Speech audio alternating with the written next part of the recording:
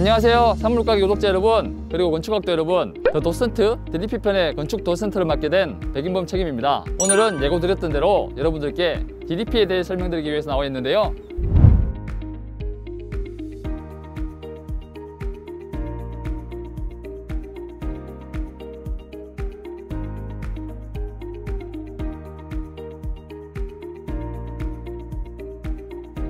사실 참가 자격 당시만 해도 지원자분들이 없으면 어떡하지 라는 걱정을 많이 했었는데 정말 많은 분들이 지원을 해주셔서 이 자리를 빌어 다시 한번 감사 인사를 드리겠습니다.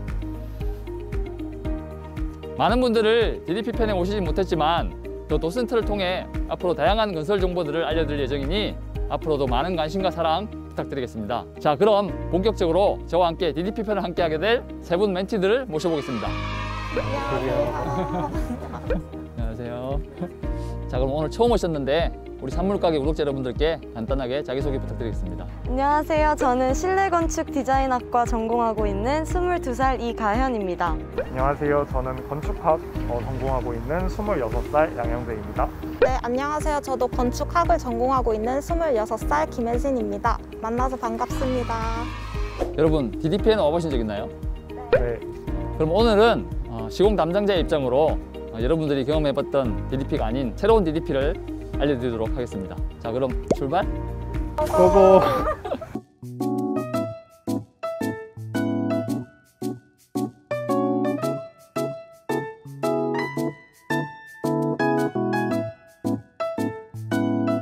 먼저 DDP의 탄생 배경에 대해서 알아보도록 하겠는데요. DDP가 세워지기 전에 이 자리에 뭐가 있었는지 알고 계시죠? 1925년에 경성운동장으로 처음 설립이 되었고 그 이후에 1945년에 서울운동장으로 대칭이 되면서 야구, 축구 등 다양한 경기들이 펼쳐졌었는데요.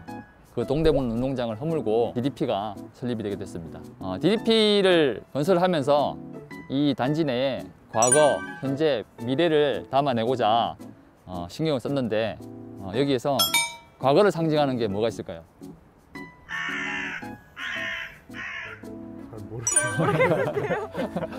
저기 뒤를 돌아보시면 동대문 운동장에 있던 당시에 야구장 조명탑으로 쓰던 건데 그대로 보존을 하였고 그 다음에 저기 성화대 보이시죠? 저기 성화대도 동대문 운동장 당시에 사용하던 것을 그대로 보존을 했습니다. 동대문 디자인 플라자 단지가 여기 보이시는 서울 성곽을 중심으로 두 개로 나눠져 있다고 보시면 되는데요. 여기 같은 경우에는 동대문 역사문화공원, 저쪽은 동대문 디자인 플라자 라고 명명을 하고 있습니다. 동대문 디자인 플라자에는 과거, 현재, 미래를 나타내는 것들이 많이 있는데요. 그럼 과거를 만나러 가보실까요?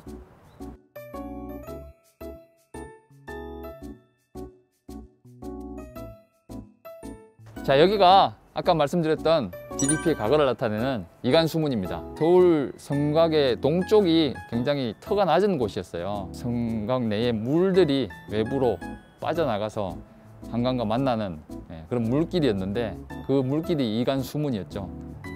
도슨트님, 제가 이렇게 내려오면서 보니까 이 성벽의 위아래 색깔이 다른데 이건 어떤 것 때문에 그런 건가요? 당시에 이 이간수문 색깔이 어두운 쪽은 운동장, 관중석 하부에 땅속에 묻혀 있었던 곳입니다. 공사를 하기 위해 운동장을 철거를 하고 땅을 팠더니 이 이간수문이 발견이 됐어요. 그래서 이 위쪽에 색깔이 하얀 부분은 공사 중에 이제 복원을 한 곳이고 이 아래쪽에 색깔이 짙은 부분은 원한 그대로 보존이 되었던 곳인 거죠. 그러면 저런 이 돌의 디자인, 규격도 직접 다 그냥 맞춰가면서 다시 복원을 하신 건가요? 아니면? 저런 문화재를 복원할 때는 임의로 하지는 못하고 자료들을 바탕으로 이제 고증하는 작업을 거쳐서 가장 유사하게끔 만들어내는 거죠. 네, 그럼 다음 장소로 이동해 보실까요? 네. 조심해요. 네.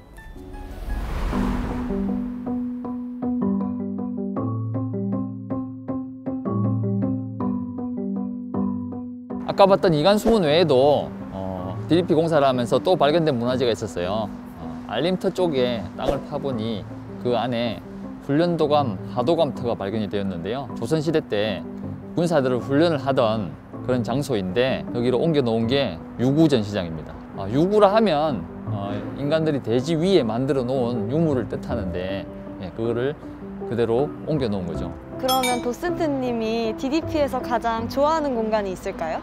가장 좋아하는 공간은 사실 여기 어울림 광장이에요. 어울림 광장. 서양 고대 도시들도 광장에서 발전을 해 나갔잖아요. 그래서 이 어울림 광장에 보시면 지하철에서 나오는 사람들, 그리고 저쪽에서 사방에서 오는 사람들이 모일 수 있는 그런 광장의 공간이고, 그리고 여기에 DDP의 과거, 현재, 미래가 다 볼 수 있는 유구 전시장도 있고, 이렇게 거대한 메스의 노출 콘크리트도 있고, 우주선 같은 모양의 외장 패널도 있고, 이 DDP의 모든 것을 느낄 수 있는 공간이 저는 여기라고 생각해서 이 어울림 광장을 가장 좋아합니다. 노출 콘크리트는 어떤 방식으로 시공이 되는지 좀 알려주실 수 있나요? 네, 일반적인 노출 콘크리트들은 곳곳에서 많이 보셨을 거예요. 이렇게 비정형 노출 콘크리트를 보신 거는 DDP에서 말고는 정말 보시기 힘들 텐데요. 저희도 처음에 이 비정형 노출 콘크리트를 설계를 접했을 때 정말 많이 당황을 했었습니다. 이걸 어떻게 구현을 해내야 될까. 그래서 해외 선진 사례들 조사를 해봤어요. 그랬더니 스페인 쪽에 오디토리움을 지으면서 비정형 노출 콘크리트를 시공한 실적이 있더라고요. 아무리 복잡한 형상의 물건이라고 하더라도 그것을 잘게 쪼개서 펼치면 간단하게 2D의 형태로 표현할 수가 있잖아요. 그죠? 그리고 그 섹션들을 다시 모으면 다시 원래의 비정형 형상이 되는 거. 이 원리를 가지고 BIM 모델을 300mm 간격으로 잘게 섹션을 만들었습니다. 그래서 그 섹션 도면을 이제 현치도를 작성을 해가지고 거푸집을 작성을 한 거죠. 콘크리트 탓을 할 수 있도록 거푸집을 만들고 그 안에 콘크리트를 부어서 이렇게 비정형 노출 콘크리트 거대한 메스가 탄생하게 된 거예요. 도슨트님, 그리고 제가 밤에 DDP를 와봤는데 외장 패널 안에서 조명이 막 나오면서 되게 거대한 UFO 같은 느낌을 받았거든요. 네. 어떻게 시공하셨는지. DDP 외장 패널에 있는 구멍은 4가지의 효과가 있어요. 첫 번째는 디자인, 두 번째는 비가 왔을 때 우수의 배수. 되게 구멍이 없다고 하면 그냥 판넬 위로 물이 다 떨어져서 흘러내리겠죠. 그리고 세 번째로는 그 채광, 판넬 내부에 유리가 있는 곳들이 있는데 구멍을 통해서 채광을 하게 됩니다. 그 네 번째가 혜진님께서 말씀하셨던 조명적인 효과인데요. 이 외장 판넬의 구멍을 통해서 내부에 LED 조명이 하얀색 방수층으로를 통해 반사해내는 빛이 디자인적인 요소들을 이제 표현하게 되는 겁니다. 외장 패널에 대해서 궁금한 게 많으실 텐데 좀 더 자세히 알아볼까요? 네.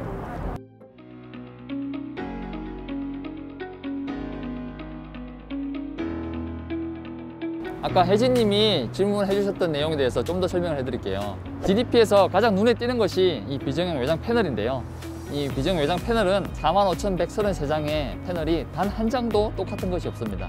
이 패널의 뒷부분에 보면은 16자리의 숫자가 마킹이 되어 있는데 그 숫자가 의미하는 것이 처음으로 이 비정형 외장 패널이 설치되는 위치, 이 곡면의 여부, 그리고 패널의 타공 여부, 분할의 여부, 그리고 조명의 여부, 이런 것들이 명시가 되어 있어요. 처음에 이 45,133장에 한 장도 똑같지 않은 이 외장 패널에 대한 도면을 받아보고 정말 당황을 했어요. 어떻게 이거를 정해진 공기 내에 구현을 해낼 수 있을까? 그래서 처음에 샘플로 모급 시공을 했습니다. 그랬더니 자디드 직원이 그걸 보고 이게 코리안 엔지니어링이니? 정말 이런 혹평을 했습니다. 정말 자존심도 많이 상했고 엔지니어로서. 그래서 자디드 측에서 해외 선진사에 가면 너희같이 이런 코리안 엔지니어링 말고 정말 비정형 외장 패널을 잘 만드는 회사들이 있으니까 같이 보러 가자. 서울시와 자디드 측과 저희 삼성물산이 같이 해외 출장을 가게 됐어요.